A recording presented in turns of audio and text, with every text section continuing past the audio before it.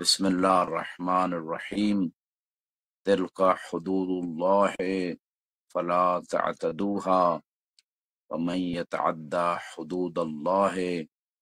فاولئک هم الظالمون۔ صدق اللہ العلی العظیم۔ حدود اور تعزیرات کے عنوان سے اللہ سبحانہ و تعالی نے قرآن میں اور معصوم کے فرمان میں بہت سارے مقامات پہ اور بہت سارے گناہوں کے حدود کو بیان فرمایا ہے۔ مسلسل ہمارا یہ پروگرام ہر بدھ کو حدود کے حوالے سے جاری و ساری ہے۔ اللہ سبحانہ و تعالیٰ ارشاد فرما رہا ہے کہ یہ اللہ کی حدیں ہیں، ان کو تجاوز نہ کرو، اور جو اللہ کی بنائی ہوئی حدوں کو تجاوز کر جاتا ہے بس یہی لوگ ظالم ہیں۔ قرآن مبارک میں اللہ سبحانہ و تعالیٰ نے سورہ نساء میں ارشاد فرمایا، یا ایھا الذین آمنوا اطیعوا اللہ واطیعوا الرسول واولی الامر منکم، اے ایمان والو اللہ کی اطاعت کرو، اللہ کے رسول کی اطاعت کرو، اور صاحبان امر کی اطاعت کرو۔ اسی سورہ نساء کی 60 نمبر آیت میں بسم اللہ کے بعد اللہ رب العزت ارشاد فرماتا ہے،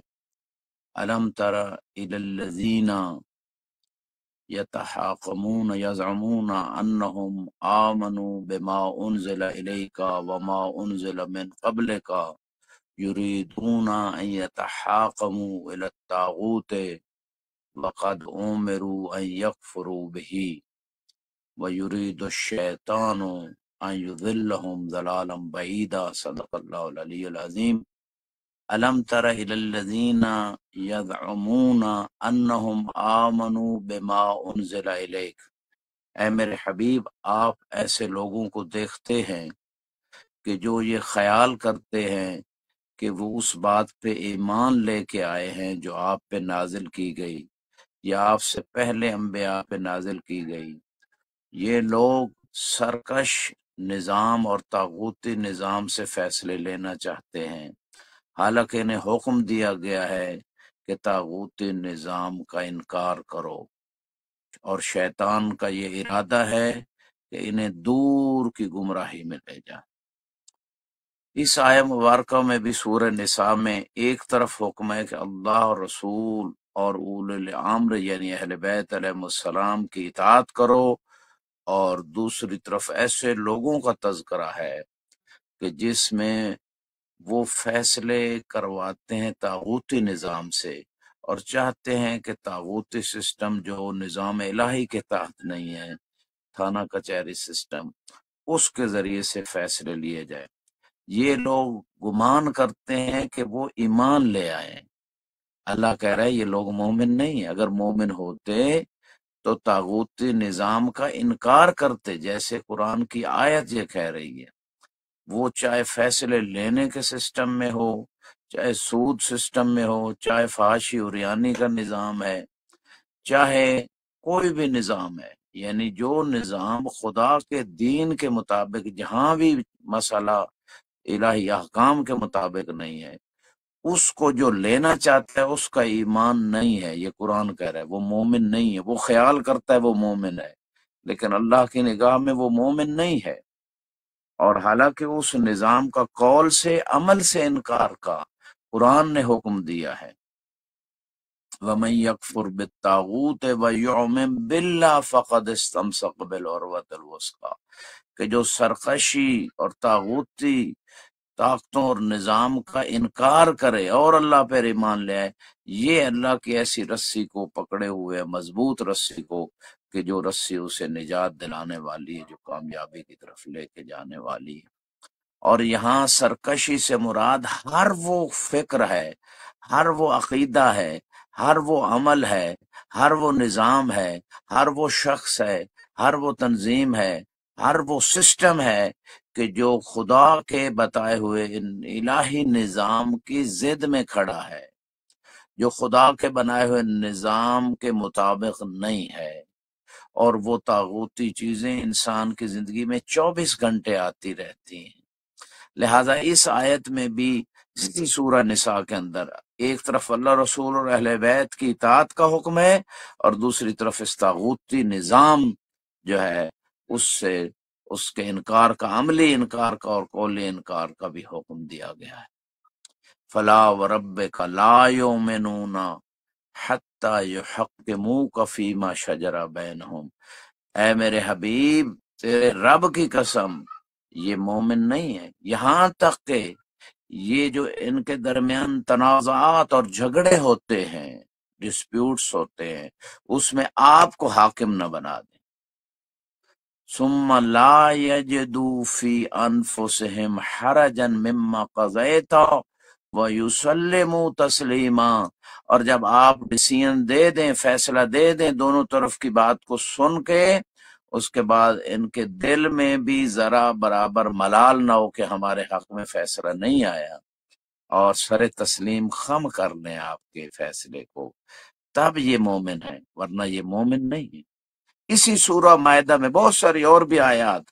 یہی بات کر رہی ہے کہ جب تک اللہ رسول، اہل بیت اور اہل بیت کی طرف سے بنائے ہوئے فقہا جن کو حاکم بنایا گیا، روایات میں انشاءاللہ میں پیش کروں گا ابھی آپ کی خدمت میں، جب تک ان سے انسان فیصلے نہیں لیتا، دین الہی کے مطابق زندگی نہیں گزارتا، طاغوتی سسٹم جہاں کہیں بھی ہے اس سے قول اور عمل سے آپ انکار نہیں کرتا، اور جو قرآن اور اہل بیت کے فرمان میں آیا ہے اس کے مطابق زندگی نہیں گزارتا، یہ جیسے لوگ مومن نہیں ہیں۔ یہ قرآن کی پہلی آیت جو میں نے پڑھی اس میں بھی یہی بات ہے، دوسری آیت میں بھی یہی ہے، تیسری آیت میں بھی یہی بات ہے، مومن نہیں۔ اپنے آپ کو کوئی بندہ مومن کہتا پھر قرآن جب اس کو مومن ہی نہیں کہہ رہا، تو مومن تو وہ ہوگا جو قرآن اور محمد و آل محمد کے فرمان کے مطابق مومن ہوگا۔ لہذا اس مقام پہ زمانہ غیبت ہو یا زمانہ حضور ائمہ، خود ائمہ کے زمانے میں چھٹے امام سے یہ فرمان کافی میں جلد نمبر 7 میں صفحہ 412 پہ موجود ہے۔ ایک شخص پوچھتا ہے مولا کچھ لوگ جو ہیں وہ اپنا قرض یا میراث کے مسائل کو طاغوتی نظام کے پاس، طاغوت کے پاس لے کے جاتے ہیں، کیا یہ کرنا ٹھیک ہے؟ امام نے فرمایا جائز نہیں، اگر طاغوتی نظام وہ تھانہ کچہری سسٹم کہ جو قرآن اور اہل بیت کے فرمان کے مطابق نہیں ہے، دین کے مطابق وہاں فیصلے نہیں ہوتے، اس سے فیصلہ لینا جائز نہیں ہے۔ اور پھر اگر جائز نہیں ہے تو جو حق لے گا اگرچہ اس کا حق بنتا ہے وہ اس کے لیے حرام ہے، معصوم فرما رہے ہیں اسی روایت میں۔ پھر حل کیا ہے؟ مولا فرمایا آپ لوگ اپنے درمیان میں سے دیکھو، جب آپ مومنین کا آپس میں مسئلہ ہو تو آپس میں سے دیکھو، من روا حدیثنا و نظر فی حلالنا و حرامنا و عرف احکامنا، کہ جو ہماری حدیثوں کو روایت کرتا ہے، وہ اپنے معاشرے میں دیکھو حدیثوں کو روایت کرتا ہے اور ہمارے حلال الحرام کو دلیل سے جانتا ہے، یعنی وہ فقیہ اور مجتہد ہے، اور ہمارے احکام کو بھی جانتا ہے، معرفت رکھتا ہے کہ حکم شرعی کی، تو وہ دلیل سے وہی ہوگا جو فقیہ ہوگا۔ فرضو بہی حکمن، اس کو اپنا حاکم بنا لو، راضی ہو جاؤ کہ وہ تمہارا حاکم بن جائے اور تمہارے فیصلے وہ کرے کہ جس کے اندر یہ کوالٹیز ہوں، حدیث کی روایتیں کرتا ہو اور اجتہاد و فقاہت رکھتا ہو، ہمارے احکام کی معرفت رکھتا ہو دقت سے، تو اس کو اپنا حاکم بنا لو، اس پہ راضی ہو جاؤ۔ قد جعلتہ علیکم حاکما، امام فرما رہے ہیں میں نے تمہارے اوپر اسے حاکم بنا دیا ہے۔ اور پھر فرماتے ہیں فمن لم یقبلہ منہ، جس نے اس کے فیصلے کو قبول نہ کیا، جو اس نے فیصلہ کر دیا، اس فقیہ نے، اس عالم نے، چاہے کسی کے حق میں آتا ہے، اس کی مخالفت میں آتا ہے، اس نے طبعاً شریعت کی روشنی میں فیصلہ کیا ہے، ڈیسیژن دیا ہے، اب اس کو کوئی بندہ قبول نہیں کر رہا، انما استخف بحکم اللہ، جو قبول نہیں کر رہا اس ڈیسیژن کو، اس نے اللہ کے حکم کو حقیر جانا ہے، کیونکہ یہ عالم اپنی طرف سے تو نہیں دے رہا، یہ تو وہی بات کر رہا ہے جو قرآن اور اہل بیت کے فرمان میں ہے، تو یہ اللہ کا حکم ہے، تو گویا رد کرنے والا وہ اللہ کے حکم کو ٹھکرا رہا ہے۔ وہ بد علینا، گویا اس نے، اس فقیہ، اس قاضی یا عالم شرعی شرعی حاکم کی جو ہے اس کو رد نہیں کیا، ہم اہل بیت کی بات کو رد کر دیا، ہمیں رد کر دیا۔ وراد علینا الراد علی اللہ، جس نے ہمیں رد کر دیا اس نے اللہ کو ٹھکرا دیا۔ وہ علی حد شرک باللہ، اور یہ اللہ سے شرک ہے، شرک کی حد پہ کھڑا ہے، خدا کی اطاعت نہیں کر رہا، اپنے دل کی اپنی خواہشات دل کی اطاعت کر رہا، رسول کی اہل بیت کی اطاعت نہیں کر رہا، تو ایسا شخص طاعت میں مشرک ہو گیا ہے۔ یہ معصوم کا فرمان ہے، اور قرآن کی آیت میں یہی بات تو موجود ہے کہ اے حبیب آپ کو حاکم بنائے، اور رسول خدا اہل بیت کو حاکم بنا رہے ہیں۔ من کن تو مولا ہو فہذا علی مولا، میں تمہارے درمیان دو چیزیں چھوڑ کر 12 ائمہ کو امام و حاکم بنائے، مولا کا معنی حاکم، اولا بالتصرف ہے۔ اور اسی طرح انی تارکون فیکم الثقلین والی حدیث میں بھی دو چیزیں، قرآن اور اہل بیت، جب تک دونوں سے متمسک رہو گے کبھی گمراہ نہیں ہوگے۔ اور پھر فرمایا الفقہاء قادتن، اللہ کے رسول کی یہ حدیث ہے بحر الانوار اور باقی کتب میں، کہ فقہاء جو ہیں وہ رہبر ہیں، وہ قائد ہیں۔ اور پھر اسی مقام پہ یہاں پہ یہ جو حدیث میں بھی بات کی، یعنی اللہ کے رسول نے اہل بیت کو بنایا، اور اہل بیت جو ہے نا، یہ بہت ساری اس حوالے سے حدیث ہیں کہ فقیہ کو، جو بھی فقہاء ہے ان کو قاضی بنا رہے ہیں، ان کو حاکم بنا رہے ہیں۔ اور بعض روایات میں ہے کہ حکومت جو ہے اور جو دین ہے ان کا آپس میں جیسے جڑواں بھائی ہوتے ہیں، جیسے ایک دوسرے سے ربط ہوتا ہے، یہ ایک دوسرے کے بغیر، یعنی دین جو ہے نا وہ قائم نہیں رہ سکتا جب تک صالحین کے ہاتھ میں حکومت نہ ہو،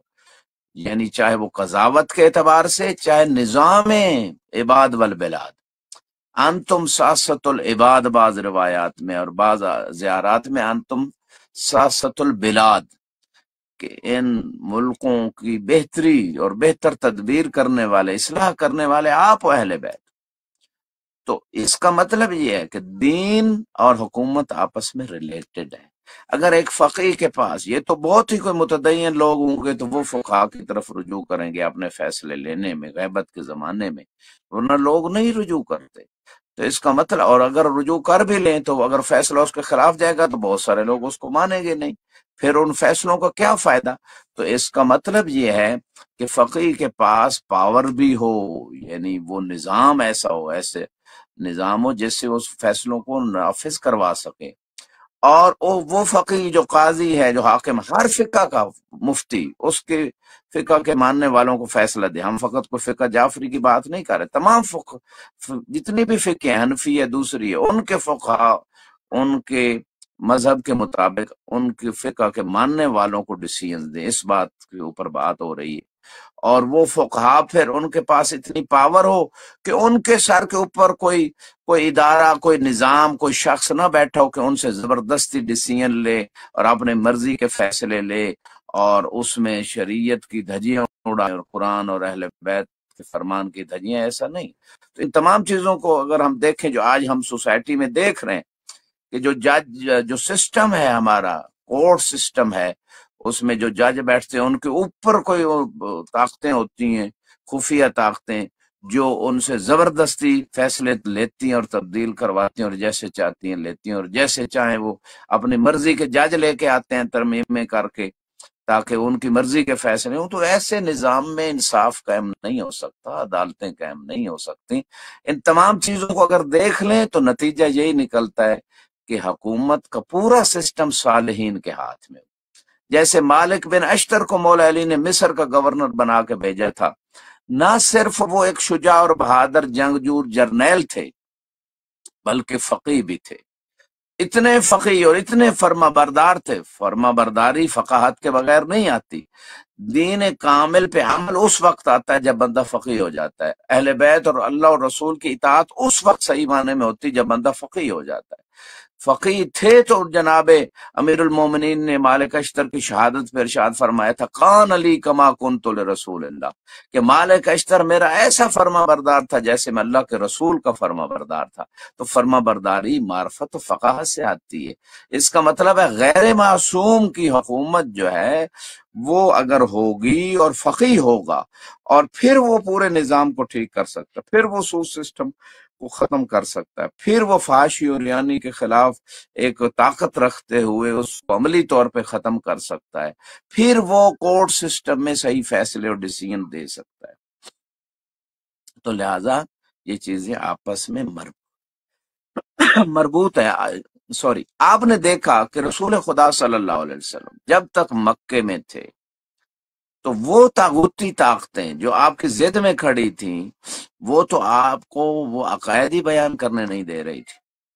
ان عقائد کے بعد جو اعمال ہیں ان پہ عمل پیرا ہونا، اور ظالم کو سزا ملنا، مظلوم کو اس کا حق دلانا، حد جس پہ جاری ہونی چاہیے اس پہ جاری کرنا، اس کے لیے باقاعدہ پورا نظام ہونا چاہیے، صالحین کے ہاتھ میں، انبیاء کے ہاتھ میں، ائمہ کے ہاتھ میں، اگر وہ غیب ہیں تو فقہا صالحین کے ہاتھ میں ہونا چاہیے، ورنہ یہ تمام سسٹم جو ہے وہ ایک چیز دوسرے سے اس کی کڑی ملتی ہے، وہ ان کا آپس میں ربط ہے، وہ اگر ایک چیز ہاتھ میں نہیں دوسرا سلسلہ نہیں چل سکتا۔ اسی لیے جب تک وہ کہتے ہیں نا فقہا کے بارے میں کہ مبسوط الید نہ ہو، یعنی اس کے پاس اگر حکومت نہیں ہے تو وہ کیسے فیصلے کر سکتا، وہ کیسے ان فیصلوں کو نافذ کر سکتا ہے؟ تو لہٰذا یہ تمام چیزیں آپس میں مربوط ہیں، جو بہت سارے لوگوں کو اس میڈیا کے دور میں بھی سمجھ نہیں آ رہی۔ یہ ولایت فقیہ کا جو کنسیپٹ ہے اس پہ ایک الگ ادلہ ہے، سب فقہ ولایت کے قائل ہیں، لیکن فقط اختلاف اتنا ہے کہ وہ ولایت کا دائرہ کتنا وسیع ہے۔ یہ ایک الگ ٹاپک ہے، اس پہ پھر کبھی بات کریں گے۔ ابھی ضمناً جو میں نے بات کی کہ حدود و تعزیرات جو معطل ہیں، اس کی وجہ یہ ہے کہ یہ آیتیں جو بتا رہی ہیں کہ لوگ فقط زبانی مومن ہیں، آیتیں بتا رہی ہیں کہ خدا نے جو قرآن میں نازل کیا ہے اس پہ عملی طور پہ عمل نہیں کرنا چاہتے، وہ فیصلے رسول سے نہیں لینا چاہتے، وہ اہل بیت سے نہیں لینا چاہتے، وہ فقہا سے نہیں لینا چاہتے، اور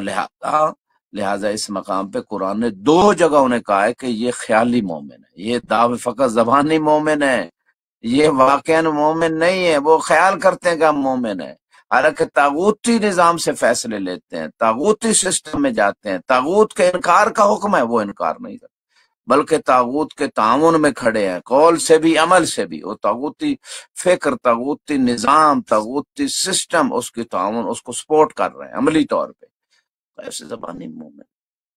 قرآن تو ہم نے ترجمے سے بھی نہیں پڑھنا، ماہ رمضان میں بھی نہیں پڑھنا، بس قرآن کی تلاوت سکھا دی، بچوں کو حق ادا ہو گیا۔ بچے کا حق ہے والدین کے اوپر کہ ان کو قرآن کی تعلیم سے مراد یہ ہے کہ ان قرآن کے اندر ہے کیا، کس چیز کا حکم دیا جا رہا ہے، کس سے روکا جا رہا ہے، اس چیز پہ عمل کی ضرورت ہے تب جا کے، ورنہ قرآن لوگوں نے عملی طور پہ قرآن پہ عمل کرنا چھوڑ دیا ہے۔ اور یہ مقدمہ، یہ جو ہے ایک مقدمہ درج کریں گے رسول خدا پوری امت کے اوپر، سوائے جو صالحین لوگ ہیں جنہوں نے کوشش کی، جنہوں نے نہی عن المنکر کے امر بالمعروف کیا اور ان کے ہاتھ میں کوئی طاقت نہیں تھی، وہ اور کچھ نہیں کر سکتے تھے، ان کے علاوہ باقی سب لوگوں پہ ایک مقدمہ درج ہوگا۔ سورہ فرقان 19ویں پارے میں قال رسول یا رب ان قومی اتخذوا ھذا القرآن مہجورا، اے پروردگار میری امت نے اس قرآن کو چھوڑ دیا۔ یہ مقدمہ رسول خدا درج کریں گے امت کے اوپر، اور فیصلہ کرنے والا وہاں اللہ ہوگا، احکم الحاکمین، وہاں فیصلے رشوت دے کے چینج نہیں کرائے جا سکیں گے، وہاں فیصلے خفیہ طریقے سے پاور سے چینج نہیں ہوں گے، وہاں 50,000 سال کا جو دن خدا نے مقرر کیا ہے، 50 سال کی زندگی ہم جو ہے نا مشکل برداشت نہیں کر سکتے، تھوڑی سی مشکل ہے، وہ تو 50,000 سال، 50,000 سنہ قرآن کہہ رہا ہے۔ وہ جو جسٹس ڈے ہے، جس کو ججمنٹ کا دن کہتے ہیں، وہ خدا نے اسی ججمنٹ کے لیے 50,000 سال قرار دیے ہیں کہ کون ظالم تھا، کون مظلوم تھا، کس کے اوپر ظلم ہوا، وہ ڈیسیژنز ہونے ہیں، 50,000 سال فیصلے ہونے ہیں، ججمنٹ کا دن ہے۔ لوگ زبان سے کہتے ہیں کہ ہم قیامت پہ عقیدہ رکھتے ہیں، بھائی اگر قیامت پہ عقیدہ سچا ہے، یقینی ہے، تو دنیا میں ویسی زندگی ہم کیوں نہیں گزار رہے جیسے قرآن میں حکم ہوا ہے؟ قرآن میں طاغوت سے انکار کا حکم ہے، قول سے بھی عمل سے بھی، اور ہم بھاگ بھاگ کے تھانے کچہریوں میں جاتے ہیں، اور 75 سال ہو گئے، 76 جتنے بھی ہو گئے، ابھی تک یہ بنیادی چیزیں بھی نہ مولوی صاحبان میں سے اکثر نے بتائیں، اور نہ ہی عوام نے سیکھی، نہ بچوں کا جو حق تھا قرآن اور جو ہے نا فرمان محمد و آل محمد کی تعلیم کا حق، وہ نہیں دیا والدین نے، اکثر نے نہیں دیا۔ اور جیسے اولاد نافرمان ہونے کی وجہ سے آگ ہوگی روز قیامت، اور آگ 500 میل کے فاصلے سے بھی جنت کی خوشبو نہیں سونگے گا جیسے روایت میں، اسی طرح والدین بھی ہوں گے جنہوں نے بچوں کو دین کی تعلیم نہیں دی، ایسے دنیاوی 4 دن کے فیوچر کے لیے کہ چند دن جو دنیا میں زندہ رہنا ہے روٹی کے لیے، انہوں نے لاکھوں کروڑوں روپے لگا دیے، اور پرائیویٹ سکولز، کالج، کو ایجوکیشن سسٹم، بے حیائی، فحاشی، کوئی پرواہ نہیں کی کہ کیا ہو رہا ہے کیا نہیں ہو رہا، کیسا نظام تعلیم ہے، پردے کا سسٹم ہے نہیں ہے، کیا سکھا رہے ہیں، حلال طریقے سے کمایا حرام طریقے سے کما کے بچوں کا فیوچر بنانا ہے، بھائی بن جائیں۔ وہ ڈاکٹر انجینئر بنتے بنتے کروڑوں روپے لگ جاتے ہیں، اور پھر وہ لوگوں کو وہی لوٹنے کے لیے، وہ کروڑوں اربوں کمانے کے لیے آگے جا کے پھر وہ کرپٹ ہو جاتے ہیں۔ تو یہ 4 دن کے فیوچر کے لیے ہم نے اتنا زور لگا دیا ہے، ہم نے اتنا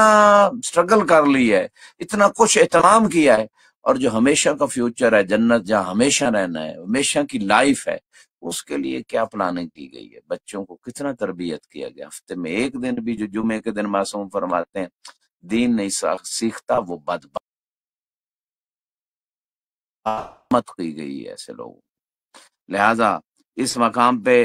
جو میں نے تمہیدن کچھ چیزیں بتا دیں، یہاں پہ ہمارا چونکہ وہ چیپٹر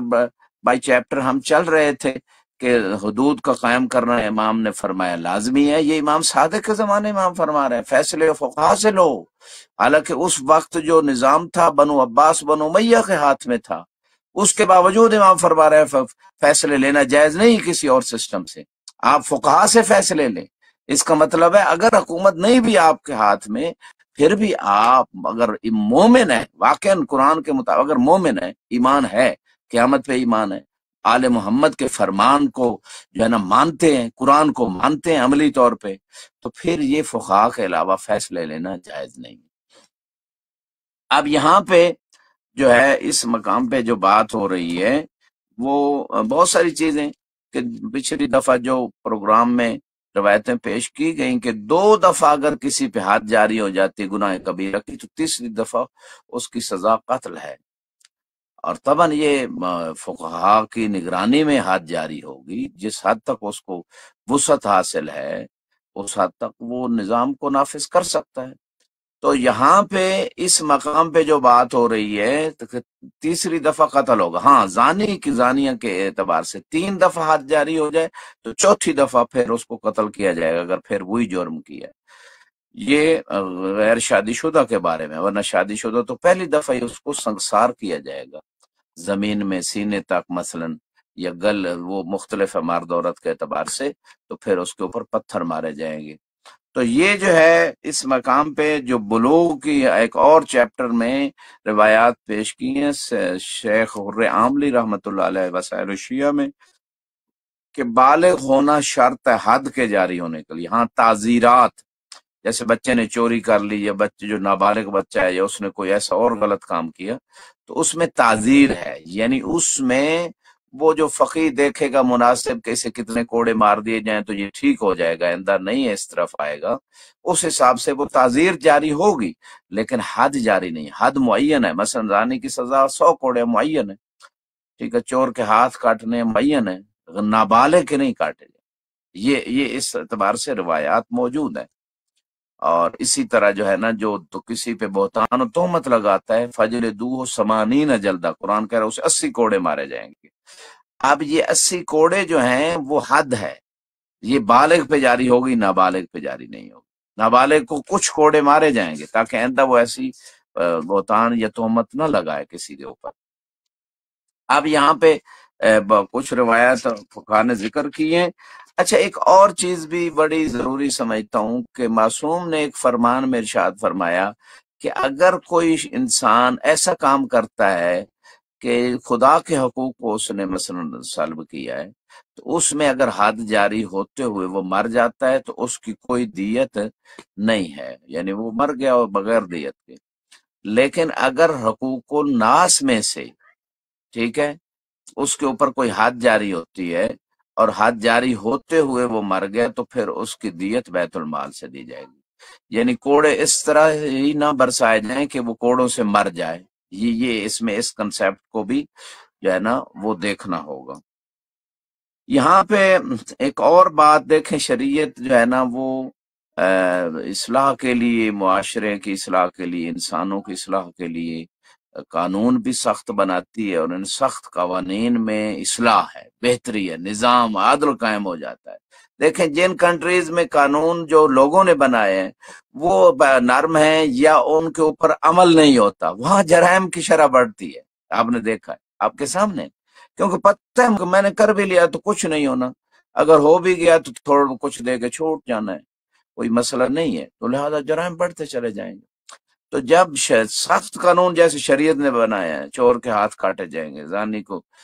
رجم کیا جائے گا یا 100 کوڑے مارے جائیں گے، بہتان لگانے والے کو 80 کوڑے، تو اس کو پتہ ہے سزا ہے، معین ہے اور سخت ہے، اور پھر نافذ ہونی ہے، تو پھر لوگ جرم سے ہٹیں گے، بھاگیں گے، سوچیں گے 1000 دفعہ جرم کرتے ہوئے. تو لہذا قرآن نے کہا وَلَكُمْ فِي الْقِصَاصِ حَيَاتٌ يَا أُولِي الْأَلْبَابِ، اے عقل والو قصاص میں تمہارے لیے زندگی ہے. قصاص میں تو دوسرے بندے کو قتل کیا جاتا ہے، قتل کا بدلہ قتل ہے، لیکن قرآن کہہ رہا ہے زندگی ہے. یہ کیا فلسفی ہے؟ تو فلسفی یہی ہے نا کہ جب اس قاتل کو پتہ ہے کہ میں قتل کروں گا تو مجھے قتل کیا جائے گا، تب وہ قتل سے رکے گا، 1000 بار سوچے گا کہ میں نے بھی قتل ہو جانا ہے پھر. تو لہٰذا یہ زندگی ہے. تو یہاں پہ ایک اور چیپٹر ہے کہ حد جو ہے وہ سردیوں میں فی الشتاء فی حرسا ومن النہار وفی الصیف، کہ سردیوں میں جو حد قائم کی جائے وہ جب موسم گرم ہو، بالکل ٹھنڈک میں حد صبح صبح نہ قائم کی جائے، اس میں روایات ہیں باقاعدہ. اور گرمیوں میں جب موسم ٹھنڈا ہو جائے تب حد قائم کی جائے. یعنی حد قائم کرتے ہوئے موسم کا خیال رکھنا بھی ضروری ہے. یہاں تو ہماری جو جیلیں ہیں، قید خانے ہیں، وہ اس میں اتنے ٹارچر کیا جاتا ہے. پہلے تھانے میں اس کو شدید اذیت ذہنی اور جسمانی سزائیں دی جاتی ہیں اور زبردستی قبول کروایا جاتا ہے. پچھلے پروگرام میں میں نے وہ سارا چیز بتائی تھی کہ کیسے وہ کسی کا گناہ ثابت ہوگا شرعی طور پہ. عادل گواہ، مثلا چور ثابت کرنے کے لیے 2 عادل گواہ چاہیے، زنا ثابت کرنے کے لیے 4 عادل گواہ، وہ تو ہے ہی نہیں. یا وہ اگر عادل گواہ نہیں ہے تو جو منکر ہے کہ میں نے ایسا کام نہیں کیا، وہ قسم شرعی اٹھائے گا اور اس کا خمیازہ اسے دنیا و آخرت میں بھگتنا پڑے گا جو غلط. لیکن طریقہ یہی شریعت نے، وہاں تو ٹارچر کر کے منوایا جاتا ہے، زبردستی منوایا جاتا ہے، نہیں بھی جرم کیا تو منوایا جاتا ہے. اور پھر جب جج نے فیصلہ ابھی تک نہیں دیا، جیل میں جو لوگ پڑے ہوئے ہیں، کسی کو صحیح کھانا نہیں، کسی کو جناب جیل میں جو انسانی حقوق پامال ہوتے ہیں جیلوں کے اندر، اس میں صحیح کھانا نہیں دیا جا رہا، یا طہارت کا صحیح سسٹم نہیں، یا یہاں تک رپورٹس آئی ہے کہ ایک ہی قید خانے میں اتنے لوگوں کو اور ساتھ اٹیچ ان کا ٹائلٹ ہے اور اس کے میں اتنی بدبو پھیلی ہوئی ہے ایک ہی روم میں. تو یہ ساری چیزیں جو ہے نا، اذیت جو دی جا رہی ہے، یہ شرعن جائز نہیں ہے، انسانی حقوق چلے گئے. یا ان کو مثال کے طور پہ جیل کے اندر جب رکھا جاتا ہے، ان کے اوپر چوہے چھوڑ دیے، کرنٹ لگایا جائے، مثلا چونٹیاں چھوڑ دی جائیں، اور جو مختلف اذیتوں کے طریقے ہیں. تو اس کا مطلب یہ ہے کہ ہمارا جو بھی جہاں بھی چلے جائیں جس نظام میں ظلم ہی ظلم ہے، کوئی نہ انسانی حقوق ہے، نہ ان کو ملاقات اگر خاندان سے کرنا چاہتے ہیں، فیملی سے، اس کی اجازت دے رہے ہیں. بیوی کے حقوق ہیں، شوہر کے حقوق ہیں، بچوں کے حقوق ہیں، ان کو پامال. تو یہ بہت ساری چیزیں ہیں. مولا علی علیہ السلام کا وہ قاتل کہ جس نے ضرب لگائی اور اس نے اقرار کیا، لوگوں نے دیکھا، اس کے بارے میں بھی وصیت فرما رہے ہیں کہ یہ اس کو قید میں رکھیں، لیکن اس کو وہی کھانا پانی دینا جو خود کھانا اور پینا. یہاں تو یہ کیا جاتا ہے کہ جناب جس کو مارنا اسے جیل میں ممکن ہے ایسا ٹیکا لگوا دیا جائے، جیل میں غلط چیز دے دی جائے، کھانے میں زہر دے دی. یہاں تک ظلم ہو رہا ہے. کون ایسے ان چیزوں کی آواز اٹھائے گا، کب اٹھائے گا؟ یہ کن کا وظیفہ شرعی ہے؟ ہر عاقل بالغ پہ واجب ہے ہر ظلم کے خلاف آواز اٹھائے، ہر برائی سے روکے، ہر نیکی کا حکم دے. یہ علماء کا بھی ہے، عوام کا بھی ہے. خطبہ جمعہ میں جو پہلا خطبہ واعظ و نصیحت کا ہوتا ہے، اس میں تقوی کی باتیں یہ ساری. دوسرے خطبے میں جو موجودہ دنیا کے حالات ہیں جہاں ظلم جس شکل میں ہو رہا ہے اس کے خلاف آواز اٹھائیں، اس کے خلاف قرآن اور حدیث کو پیش کریں. یہ ائمہ جمعہ جس فرقے کا کوئی امام جمعہ ہے اس پہ واجب ہے، ورنہ وہ جمعہ پڑھانے کا کیا مطلب ہے؟ کوئی فائدہ نہیں ہے ایسے جمعے کا جس میں فقط عربی میں خطبے پڑھ کے جناب وہ نماز پڑھا دی جائے اور ان سننے والوں کو پتہ ہی نہیں کیا ہو رہا ہے. جمعے کے خطبوں کا فلسفہ یہی ہے کہ آپ ظلم اور ظالمانہ سسٹم اور جو بھی گمراہی، جو بھی برائی ہے معاشرے میں، اس کو پوائنٹ آؤٹ کریں. علماء کا کام ہے، ہر فرقے کے علماء کی ذمہ داری ہے، اور وہ اس کی پوائنٹ آؤٹ کریں حدیث اور قرآن کی روح سے. پھر اس کا تدارک بتائیں، اس کی سزا بتائیں، کم از کم بتائیں تو صحیح اگر نافذ نہیں ہو رہی. کچھ تو لوگ خوف خدا کریں گے کہ یہ ان جرائم پہ یہ سزائیں شریعت نے مقرر کی ہیں. تو یہاں پہ جو میں بات کر رہا تھا کہ دیکھیں شریعت اتنا خیال رکھا کہ حد جاری کرنی ہے اگر اس پہ، اور اس پہ حق بھی بنتا ہے اس کا، یعنی اس کی سزا معین ہے، ثابت ہو چکی ہے، پھر بھی اس کے گرمی سردی کا خیال رکھا جائے. سردیوں میں گرم جو وقت ہوتا ہے دن کا اس وقت اس کو یہ سزا نافذ کی جائے، اور گرمیوں میں جب موسم تھوڑا ٹھنڈا ہو جائے سیکنڈ ٹائم عصر کے ٹائم اس ٹائم سزا نافذ کی جائے. یہاں تک گرمی سردی کا خیال کیا جاتا ہے. اور یہ باقی باقاعدہ روایات میں ہے. یہ پہلی روایت آپ خدمت میں، امام علیہ السلام مسجد میں تشریف فرما تھے، اتنے میں آپ نے سنا کہ صبح کی نماز کے وقت سخت سردی میں ایک شخص کے اوپر جو ہے نا وہ کوڑے برسائے جا رہے ہیں، حد جاری کی جا رہی. فقال ما هذا؟ قال رجل يضرب. فقال سبحان الله في هذه الساعة انه لا يضرب احد في شيء من الحدود في الشتاء الا في احر ساعة من النهار. فرمایا اس سردی میں صبح کے وقت اس کے اوپر حد جاری کی جائے. حالانکہ سردیوں میں جب موسم گرم ہو جائے، سردیوں میں جب دوپہر دن کا ٹائم تھوڑی گرمی ہی ہو، یعنی اس ٹائم حد جاری کرنے کا حکم دیا گیا ہے. وَرَافِ السَّيْفِ إِلَّا فِي أَبْرَدْ مَا يَكُونُ مِنَ النَّهَارِ، اور دن میں جو سب سے زیادہ ٹھنڈا موسم جس وقت ہو گرمیوں میں اس وقت حد جاری کی جائے. یہ امام علیہ اس طرح بہت ساری روایات اس چیپٹر میں موجود ہیں. ایک اور چیپٹر ہے جس میں یہ ہے کہ بچے کے اوپر یعنی نابالغ کے اوپر، مجنون جو پاگل ہے اس کے اوپر، اور اسی طرح جو سو رہا ہے اس کے اوپر حد جاری نہیں کی جا سکتی. یہاں پہ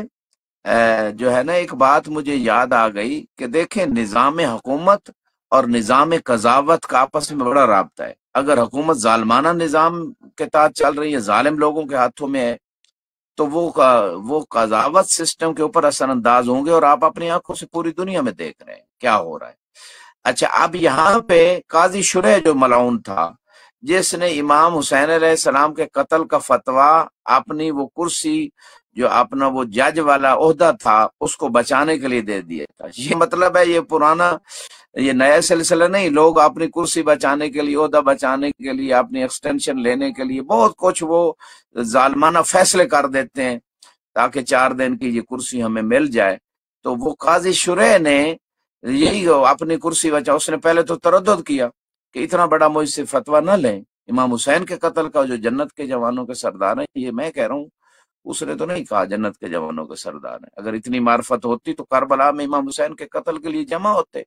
امام حسین نے ان سے خطبہ دے کے کہا تھا، کیا تم میں وہ ابھی تک صحابی موجود نہیں ہیں جنہوں نے میرے نانا سے سنا تھا؟ ابھی موجود ہیں، ان کے نام لیے، ان سے جا کے پوچھ لو، ابھی پوچھ لو ان سے. اور وہ موجود ہیں جنہوں نے سنا تھا الحسن والحسین سیدہ شباب اہل الجنہ کے جنت کے جوانوں کے سردار ہیں. دیکھیں آج بھی، آج کے دور میں بھی ابھی لوگ جو ہیں وہ اہل بیت کے خلاف، اہل بیت کے چاہنے والوں کے خلاف فتوے قتل کے، نمازیں پڑھتے ہیں، لوگ روزے رکھتے ہیں، ظاہری دین ہے، اذانیں دیتے ہیں، لیکن کن کے قتل کے فتوے دے رہے ہیں؟ امام حسین کے. امام حسین کو قتل کر رہے ہیں نمازیں پڑھ کے، روزے رکھ کے، قرآن کی تلاوت کر کے. اور امام حسین کے ماننے والوں کے اوپر کیا کیا فتوے لگاتے ہیں، اور ان کے چاہنے والوں کو کیسے جگہ جگہ ان کو پریشان کیا جاتا ہے اور ان کے قتل کے فتوے دی. وہی سسٹم آ رہا ہے، یعنی ظاہری دین جو انہوں نے ان کے پاس لے کے بیٹھے ہوئے ہیں،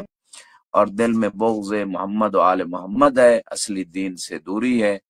تو یہاں پہ جو بات ہو رہی تھی قاضی شرح وہ اگر اس کے اوپر ظالمانہ حکومت نہ ہوتی تو وہی ملعون یہ فتویٰ نہ دیتا۔ اس کا مطلب ہے قاضی تب، کوئی بھی فقیہ قاضی تب صحیح فیصلے ڈیسیژن دے سکتا ہے جب اوپر حکومت صالح بیٹھی ہو، نیک لوگوں کے ہاتھ میں حکومت ہو، جو دین کو سمجھتے ہوں، دین پہ عمل کرتے ہوں، اور وہ فقہا کے علاوہ کوئی نہیں ہو سکتا۔ بے شک اس نے وہ امامہ نہیں پہنا ہوا، لیکن بالک اشتر کی طرح فقیہ ہونا چاہیے، اسے سمجھ ہونی چاہیے اسے دین کی، لہٰذا وہ فیصلے وہ صحیح نظام کو چلا سکتا ہے۔ تو اس مقام پہ یہ روایتیں آپ کی خدمت میں جو میں نے پیش کی ہیں، اسی طرح ایک اور روایت یہاں پہ فَمَرَّ بِرَجُلٍ يُحَدْ فِي الشِّتَاءِ فَقَالَ سُبْحَانَ اللَّهِ مَا يَنبَغِي هَذَا فَقُلْتُ وَلِهَذَا حَدٌّ قال نعم ينبغي لمن يحد في الشتاء يحد في حر النار۔ وہ اس طرح اور روایت کہ جس کے اوپر حد جاری کرنی ہے اس کو سردیوں میں جو وقت تھوڑا گرم ہوتا ہے، دوپہر کا وقت، سورج اس وقت حد جاری کی جائے، اور گرمیوں میں امام فرما رہے ہیں فی الصیف ان یحد فی برد النہار، جب موسم ٹھنڈا ہو جائے عصر کے وقت، مثلا شام کے قریب، اس وقت حد جاری کی جائے۔ اور حد جاری کرنے کے بارے میں میں نے کہا، جیسے امام حسن علیہ السلام نے جب وہ ہدنہ کیا تھا، سیز فائر کی تھی، لوگ اس کو صلح کہتے ہیں، وہ صلح نہیں تھی، وہ سیز فائر تھی، معاہدہ تھا، چند شرطوں کے اوپر وقتی جنگ بندی تھی کہ ابھی حالات ایسے ہیں کہ لوگ جو ہے نا وہ ان کا امتحان لیا خدا نے، جیسے رسول اللہ کو لوگ جنگوں میں چھوڑ جاتے تھے، احد میں چھوڑ گئے اور جنگوں میں بھی تو ساتھ نہیں دیا، اسی طرح جو ہے وہ خندق میں بھی لوگ نہیں بڑھے، جب عمر ابن عبدود سامنے لوگ آگے نہیں بڑھے جنگ کے لیے، فقط مولا علی آگے بڑھے۔ تو کہنے کا مقصد یہ، اسی طرح امام حسن کو لوگ چھوڑ گئے، تو یہ کوئی ایسی نئی چیز تو نہیں تھی۔ تو امام حسن علیہ السلام کو جب چھوڑ گئے تو دیکھا حالات اب ایسے ہیں کہ اگر جنگ کی جائے تو سب اپنے اور اہل بیت سب کی شہادت ہو جائے گی۔ اس ظرف میں وہ شہادت ان کے لیے مانے نہیں تھی، لیکن وہ اس ظرف میں امام بہتر جانتے ہیں شہادت کا وہ اثر مرتب نہیں ہونا تھا، یعنی بلکہ اصل دین ہی ختم ہو جاتا اگر سارے شہید ہو جاتے۔ تو امام نے ہدنہ سیز فائر کی اور اس میں شرطیں رکھیں کہ بھائی تو فیصلے حد جاری نہیں کر سکتا، حاکم شرعی نہیں ہے، یہ حاکم شام سے لکھوایا، سنی شیعہ کتابوں میں یہ موجود ہے، حاکم شرعی نہیں ہے تو، اور حد جاری نہیں کر سکتا، لہذا حاکم شرعی امام نبی یا جس کو امام نے، وہ فقہا جو شریعت کو سمجھتے ہیں، دلیل سے سمجھتے ہیں، ان کو حاکم شرعی غیبت کے زمانے میں اور حضور ائمہ کے زمانے میں بھی بنایا گیا، خود امام صادق کے زمانے میں۔ تو یہاں پہ جو ہے اس مقام پہ یہ بات ضمناً آ گئی کہ حاکم شرعی اس کے علاوہ کوئی اور نہیں ہو سکتا، کوئی اور ڈیسیژن نہیں دے سکتا، کسی اور کو جج نہیں بنایا جا سکتا جو فقیہ نہیں ہے۔ بلکہ اس حوالے سے قرآن کی 3 آیتیں بھی میں نے سورہ مائدہ کے اندر پیش کی ہیں کئی پروگرامز میں، اور اس میں روایات بھی ہیں۔ من لم یحکم بما انزل اللہ فاولئک هم الکافرون، ایک آیت میں من لم یحکم بما انزل اللہ فاولئک هم الفاسقون، تیسری آیت میں من لم یحکم بما انزل اللہ فاولئک هم الظالمون، کہ جو اللہ کے بنائے ہوئے قانون جو نازل خدا نے قرآن کی اس کے مطابق فیصلے نہیں دیتا، وہ فاسق ہیں، وہ ظالم ہیں، وہ کافر ہیں۔ یہ سورہ مائدہ کہہ رہی ہے، میں نہیں کہہ رہا۔ اور پھر جو ہے نا قاضی کے بارے میں روایات ہیں کہ جج جو ہو ان میں سے 3 قسم کے جج جہنمی ہیں، امام صادق علیہ السلام سے روایت، اور ایک جنتی ہے۔ جنتی وہ ہے جو حق کو سمجھتا ہے دلیل سے، قرآن و حدیث سے، اور اس کے مطابق ڈیسیژن دیتا ہے، وہ جنتی ہے۔ اس کا مطلب فقیہ ہونا ضروری ہے۔ اور جو حق نہیں سمجھتا اور حق کے مطابق فیصلہ دے دیتا ہے، حق جانتا نہیں ہے لیکن فیصلہ اس سے ہو گیا حق کے مطابق، وہ بھی جہنمی فرمایا۔ اور جو حق کے خلاف فیصلہ دیتا ہے وہ بھی جہنمی، جو حق نہیں جانتا اور حق کے خلاف فیصلہ دیتا ہے وہ بھی جہنمی۔ تو 3 قسم کے جج جہنمی، ایک جنتی ہے۔ تو اس کرسی پہ بیٹھنے سے پہلے انسان سوچے کہ وہ اس کا اہل ہے یا نہیں ہے۔ 4 دن کی یہ نوکری، یہ زندگی ختم ہو جائے گی، بعد میں وبال جان ہمیشہ کے لیے بن جائے گی۔ قاضی شرح سے مولا علی علیہ السلام نے فرمایا تھا کوفہ میں، جلستا مجلسن لا یجلس علیہ الا النبی وسی و شقی، کہ ایسی جگہ تم فیصلے کرنے بیٹھ گئے ہو کہ جہاں یا نبی بیٹھ سکتا ہے یا نبی کا وسی بیٹھ سکتا ہے یا پھر بدبخت ہی بیٹھے گا۔ تمن ائمہ نے دوسری روایت کی روشنی میں جو فقہا کو کہا ہے، میں نے روایت شروع میں پروگرام پیش کی، کہ وہ جو حلال و حرام کو دلیل سے سمجھتے ہیں، معرفت رکھتے ہیں، وہ حاکم اہل بیت نے ان کو بنایا، وہ بھی حاکم شرعی ہیں، فقہا۔ تو یہاں پہ اس مقام پہ جو بات آپ کی خدمت میں پیش کی جا رہی ہے کہ اس یعنی مجنون پہ حد جاری نہیں ہوگی، سونے والے پہ حد جاری نہیں ہوگی، نابالغ پہ حد جاری نہیں ہوگی، یہاں تعزیر ہوگی۔ یہاں پہ اس مقام پہ ایک اور یعنی روایات موجود ہیں، میں ایک روایت آپ کی خدمت میں پیش کر دیتا ہوں امام علی علیہ السلام سے۔ فرمایا لا حد علی مجنون حتی یفیق، پاگل کے اوپر حد نہیں جاری ہوگی یہاں تک کہ اسے وہ فاقہ ہو جائے جنون سے، یعنی وہ صحیح ہو جائے، پھر حد جاری ہوگی اس کے اوپر۔ یہ بعض ایسے قضایا بھی ہیں، مثلا مجنون عورت سے غلط کاری کی گئی کسی رسول خدا کے بعد کسی حاکم کے زمانے میں، تو اس پہ اس نے فیصلہ دے دیا کہ جو ہے نا وہ حد جاری کی جائے مجنون عورت پہ۔ تو مولا کو جب پتا چلا، مولا نے منع کیا، رسول خدا کی حدیث سے نہیں ہے کہ مجنون ظروف الکلام عن المجنون حتی یفیق، کہ مجنون سے، پاگل سے اللہ نے قلم اٹھا لی یہاں تک اسے فاقہ ہو جائے۔ وعن الصبی حتی یحتلم، اور بچے سے بھی خدا نے وہ قلم اٹھائی ہے، یعنی اس کو وہ مکلف نہیں ہے یہاں تک کہ وہ بالغ ہو جائے۔ وعن النائم حتی یستيقظ، اور سونے والے سے بھی وہ اس وقت مکلف نہیں ہے، سو رہا ہے، یہاں تک کہ وہ جاگ جائے، پھر اس کے اوپر وہ حد جاری ہوگی۔ تو یہاں پہ یہ جو باتیں ہیں بہت ساری روایات میں، یہ جو میں نے ابھی قصہ آپ کی خدمت میں پیش کیا ہے یہ میں روایت سے پیش کر دیتا ہوں۔ وسائل شیعہ میں شیخ مفید نے بھی کتاب الارشاد میں اس کو ذکر کیا ہے، اور یہ قصہ اہل سنت بھائیوں کی کتابوں میں بھی موجود ہے، شیعہ کی کتابوں میں بھی موجود ہے۔ ان مجنون فجر بها رجل وقامت البینہ، ایک پاگل عورت سے کسی جاہل انسان نے بدکاری کی اور گواہ جو ہے نا وہ آ گئے کہ اس نے ایسا کام کیا۔ فامر عمر بجلدها الحد، تو عمر نے حکم دیا کہ اس عورت، پاگل عورت کو بھی حد اس پہ جاری کی جائے، یعنی اس کے اوپر کوڑے مارے جائے۔ فمر بها علی امیر المومنین علیہ السلام، تو جب کوڑے مارنے کی بات وہاں ہوئی اور حکم دیا گیا تو وہاں سے مولا علی علیہ السلام گزرے۔ فقال ما بال مجنون آل فلاں تقتل، یہ اس پاگل عورت، مجنون عورت کو کیوں قتل کیا جا رہا ہے؟ فقیل له ان رجلا فجر بها فهرب فقام وقامت البین علیہ وامر عمر بجلدها، مولا سے کہا گیا جس بندے نے بدکاری کی وہ تو فرار کر گیا، لیکن اس عورت کو پکڑ لیا گیا، گواہ قائم تھے، گواہ بھی آ گئے، تو عمر نے حکم دیا کہ اس کو جو ہے نا کوڑے لگائے جائے۔ فقال لهم ردوها الیہ وقول له اما علمت ان هذه مجنونہ، امام نے فرمایا اس کو کوڑے نہ مارے جائیں، اس کو لے جائیں عمر کے پاس اور اسے کہیں آپ کو پتہ نہیں یہ مجنون ہے، اور وان النبی قال، اور رسول صلی اللہ علیہ وآلہ وسلم نے فرمایا تھا رفع القلم عن المجنون حتی یفیقا، پاگل سے اس وقت تک اس سے قلم اٹھا لی گئی، یعنی اس وہ مکلف نہیں ہے، اس کے اوپر احکام جاری نہیں ہو گئے یہاں تک کہ اسے جنون سے افاقہ ہو جائے، صحیح ہو جائے۔ وَأَنَّا مَغْلُوبَ عَلَىٰ عَقْلِهَا وَنَفْسِهَا، اور اس کو یعنی یہ مجنون جب ہے تو اس کو عقل نہیں ہے، یعنی نہیں جانتی یہ کیا ہو رہا ہے کیا نہیں ہو رہا۔ فَرُدُّوهَا إِلَيْهِ فَدَرَ عَنَ الْحَدِّ، تو وہ بات رسول خدا کی حدیث اور مولا کی بات عمر کی طرف لے کے گئے اس عورت کو،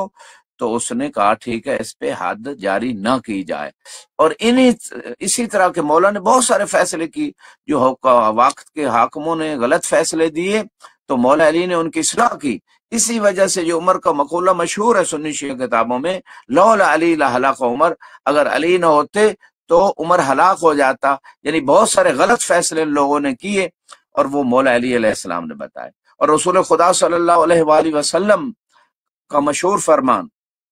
جو سنی بھائی اور شیعہ کی کتابیں موجود ہے، اقضاکم علی، آپ میں سب سے بڑا قاضی اور حاکم، فیصلے کرنے والے علی ہیں۔ تو جب قاضی سب سے بڑے علی، عالم سب سے بڑے علی، انا مدینۃ العلم علی باب من اراد العلم فلیات الباب، میں علم کا شہر ہوں، علی اس کا دروازہ ہے، جس کو علم چاہیے وہ علی سے لے۔ عالم علی ہیں، قاضی علی ہیں، مولا علی ہیں، تو پھر پیچھے کیا رہے گا؟ تو حکومت چلانے کے لیے یہی تو چیزیں چاہیے کہ دین کا علم ہو اور قضاوت کا علم اور انسان قاضی ہو، اور اسی طرح شجاعت ضروری ہے، ورنہ بزدل آدمی کیسے حکومت چلائے گا؟ مولا شجاع بھی تھے، عادل اور معصوم بھی تھے، اسی طرح قاضی بھی بہت بڑے تھے، عالم بھی سب سے بڑے، اور فرمایا میری اہل بیت عالم ہیں، انہیں سکھانے کی کوشش نہ کرنا، اس حد تک حدیث سے موجود ہے۔ اور فرمایا دو چیزیں چھوڑ کے جا رہا ہوں، قرآن اور اہل بیت، ان دونوں سے تمسک رکھنا، ان کی اطیعوا اللہ واطیعوا الرسول واولی الامر منکم، اللہ اور رسول کی اطاعت کرو، اور صاحبان امر، اور صاحبان امر جن کو امر دیا گیا، جن کو حکومت دی گئی، من کون تو مولا فہذا علی مولا، اولا بالتصرف، جو ولی امر المسلمین، تمام جو امور ہے، تمام جو سسٹم ہے، اس میں مولا آقا اولا بالتصرف علی ہے، یہ معنی ہے۔ اور اگر جو لوگوں نے اہل بیت کو چھوڑ دیا، انہوں نے کہا اولی الامر سے مراد جو بھی حاکم ہے، بھائی جو بھی حاکم ہے، ایک طرف خدا کہہ رہے عادل قائم کرو، اعدلوا هو اقرب للتقوی، ایک طرف خدا کہہ رہے سرکشی اور سرکش طاقتوں سے فیصلے نہ لو، اللہ اور رسول نے جو نازل کیا ویسے فیصلے لو، اور دوسری طرف ظالم حاکم ہم کہہ رہے ہیں وہ اس کی اطاعت کا حکم ہے۔ یہ تو پھر شریعتیں اور قرآن نازل کرنے کا جو مقاصد ہیں، اصلاح، عدل، انصاف، اس کے برعکس یہ بات جا رہی ہے۔ جو لوگ کہتے ہیں کہ جناب وقت کے حاکم، اور ابھی تک اس نظریے پہ لوگ قائم ہیں ابھی تک، اور پھر جو اس نظریے پہ قائم ہے وہی حکومت کے خلاف دھرنے بھی دیتے ہیں۔ یعنی ایک طرف جب اہل بیت کی بات آتی ہے تو کہتے ہیں کہ جی وقت کے حاکم میں ان کی اطاعت کرو، چاہے وہ غلط فیصلے دیں، غلط یہ بنو امیہ، بنو عباس جیسے لوگوں نے، ان حکومتوں نے یہ کنسیپٹ اس لیے پھیلایا کہ ان کی حکومتوں کے خلاف لوگ قیام نہ کریں، لوگ ان کے ظلم کے خلاف بولے نہیں، لوگ ان کے ظلم کے خلاف اٹھے نہیں، اور یہ نظریہ دیا کہ جو کچھ کر رہا ہے نعوذ باللہ اللہ کر رہا ہے، غلط بھی نعوذ باللہ جو ہو رہا ہے۔ اسی لیے عبید اللہ ابن زیاد ملعون نے جو امام زین العابدین سے کہا کہ جب اس نے پوچھا نام، تو مولانا نے کہا میرا نام علی ہے، تو علی اکبر کا نام آیا تھا لسٹ میں جو شہداء کے لیے، کہا اس کو اللہ، ملعون کہہ رہا تھا ابن زیاد کہ اللہ نے اس کو قتل نہیں کیا، نعوذ باللہ۔ یعنی امام علی کا جو ہے نا، زین العابدین علی ابن الحسین سے کہہ رہا تھا آپ وہ نام تو مقتولین میں ہے، اور وہ نسبت اللہ کی طرف دے رہا تھا۔ تو امام نے جواب دیا اللہ تو وفات دیتا ہے جب کسی کی موت آتی ہے، اسے لوگوں نے قتل کیا تھا، میرا ایک بھائی تھا اس کا نام بھی علی تھا۔ تو اس کا مطلب یہ ہے کہ یہ کنسیپٹ کہ سارا کچھ اللہ کا رہا ہے، نعوذ باللہ، غلط بھی، ظلم بھی، اور یہ وہی ابھی تک آ رہا ہے، 14 سال ہو گئے۔ تو یہاں پہ یہ جو روایت آپ کی خدمت میں پیش کی گئی، اس روایت سے بہت کچھ سمجھا جا سکتا ہے۔ اب یہاں پہ ایک اور بات ہے، ایک اور چیپٹر میں، من اقر علی نفسہ بحد ولم یعین جلد حتی ینہی عن نفسہ، یہ جو ہمارے یعنی علماء جو روات بھی تھے، اور سارے فقہا جو ہیں وہ روات بھی ہیں، روایت وہ لیتے ہیں، اس سے پھر آگے فتویٰ دیتے ہیں، اور ان کو روات کہہ سکتے ہیں۔ آج کے زمانے میں بھی فقہا روات ہے، پچھلے زمانے میں بھی فقہا روات تھے، راوی تھے، یعنی وہ روایت لے کے آگے وہ اس سے جو سمجھ آئی ہے وہ بتا رہے ہوتے ہیں عوام کو، جیسے صاحب وسائل شیعہ ہیں، یہ بھی اخباری عالم ہیں، لیکن اس کتاب میں انہوں نے بھی، باقی اسی طرح شیخ صدوق ہیں، علامہ مجلسی ہیں، وہ جو بھی روایتیں اکٹھی کرتے ہیں اس میں جو نتیجہ ہوتا ہے وہ چیپٹر کا عنوان بنا دیتے ہیں۔ اس کا مطلب جو روایتوں سے انہوں نے سمجھا ہے وہ نتیجہ وہی فتویٰ ہے، اور وہی ان کا اس فتوے کو لے کے اس بات پہ عمل کرنا، یہی تقلید ہے، یہی اجتہاد و تقلید ہے۔ وہ اخباری علماء میں بھی تھی، اصولی میں بھی تھی۔ اصولیوں نے فقط یہ کیا کہ نئے مسائل چونکہ بڑھ گئے تھے تو انہوں نے ائمہ کے وہ قواعد کلیہ ان پہ تحقیق کر کے ان کو منقح کر دیا، اور لغوی بحثوں کو بھی جو ہے نا دقت سے بات کی، تاکہ وہ نئے مسائل کا حل بھی ان قواعد کلیہ جو اہل بیت نے دیے ان سے حل دیا جائے۔ تو فقہاء اصولیون نے بس اتنا اس میں نئے زمانے کی ضرورت کے تحت اس میں جو ہے نا وہ علم اصول میں زیادہ بحث کی۔ علم اصول اخباریوں کے پاس بھی ہے، اصولیوں کے پاس بھی۔ تو یہاں پہ بات یہ ضمناً آ گئی، لیکن یہاں پہ جو بات عرض کر رہا ہوں کہ اس چیپٹر میں روایات سے صاحب وسائل شیعہ حر عاملی رضوان اللہ تعالی علیہ نے یہ فتویٰ دیا کہ اگر ایک شخص جو ہے وہ اقرار کرتا ہے اپنے اوپر کسی گناہ کا، اور اس کی ایک حد ہے، لیکن وہ لم یعین، اقرار تو کرتا ہے کہ میرے اوپر حد ہے، لیکن یہ نہیں کہتا کہ کون سے جرم کی حد ہے، یہ معین نہیں کرتا، تو اس کے اوپر فرماتے ہیں اس کو کوڑے مارے جائیں گے، یہاں تک کوڑے مارے جائیں گے کہ جب وہ اپنے آپ سے جب تک حد یا بیان کر دے کہ کون سے گناہ کیے، یا یہ کہے کہ میں نے یہ گناہ نہیں کیا، انکار کر دے، پھر اس سے کوڑے روکیں گے۔ اس میں کچھ روایات ہیں امیر المومنین علیہ السلام سے، فی رجل اقر علی نفسہ بحد ولم یسم ای حد، ایک شخص نے اپنے اوپر حد کا تو اقرار کر لیا لیکن یہ نہیں بتایا کون سے گناہ کی، چوری کی ہے، زنا کی ہے، کسی اور تہمت لگانے کی حد ہے، کیا ہے، تو یہ نہیں بتایا۔ قال امر ان یجلد حتی یکون هو الذی ینہی عن نفسہ فی الحد،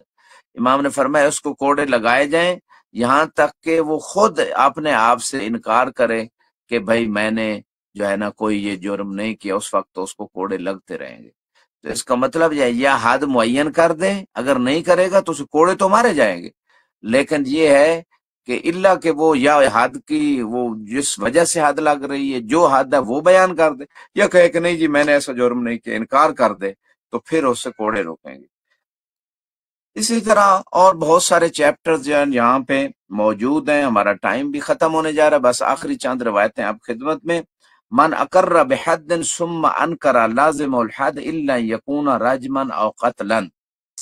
فرماتے ہیں اگر ایک بندہ اقرار کر لے حد کا کہ فلاں حد جو ہے نا میرے ذمے ہے، اور پھر انکار کر دے کہ نہیں جی میں نے ایسا گناہ نہیں کیا، تو اس کے اوپر حد جاری ہوگی اس کا انکار کا، بتا دے کہ میں نے تہمت لگائی تھی، بتا دے مثلا میں نے زنا کیا تھا، یہ کیا تھا، وہ جرم کیا تھا، چوری کی تھی، یہ اگر کوئی بندہ اقرار کر لیتا ہے تو پھر اس کے اوپر بعد میں انکار کر دے نہیں جی میں نے ایسا نہیں کیا،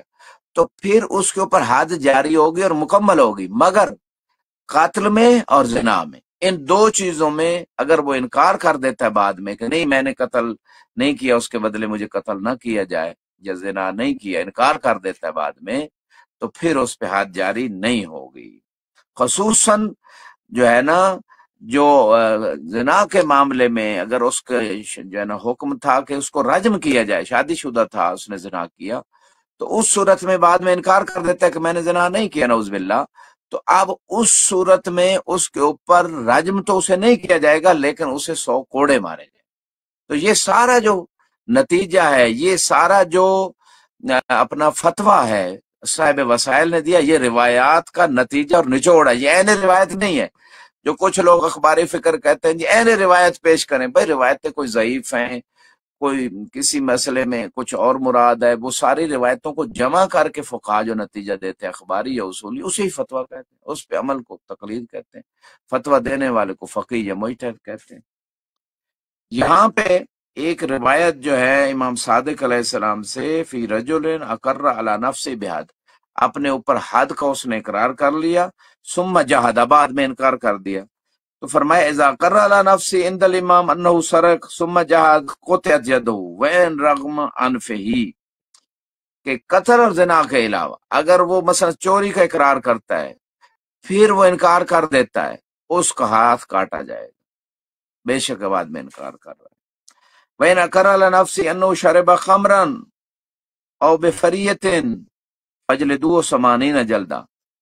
فرماتے ہیں اگر ایک بندہ شراب پینے کا اقرار کرتا ہے یا کسی پہ بہتان لگانے کا اقرار کرتا ہے، پھر بعد میں کہتا ہے نہیں میں نے شراب نہیں پی، بہتان نہیں لگایا، امام فرماتے ہیں کوڑے مارے جائیں گے، بے شک بعد میں انکار بھی کر دے، پہلے اقرار کر چکا ہے۔ قلت فإن أقر على نفسه بحد يجب فيه الرجم أكنت راجمه، راوی کہتا ہے میں نے امام سے پوچھا اگر وہ اپنے اوپر ایسے گناہ زنا کی اقرار کر لیتا ہے جس کی سزا رجم ہے، سنسار کرنا ہے، اسے مارنا ہے، قتل کرنا ہے،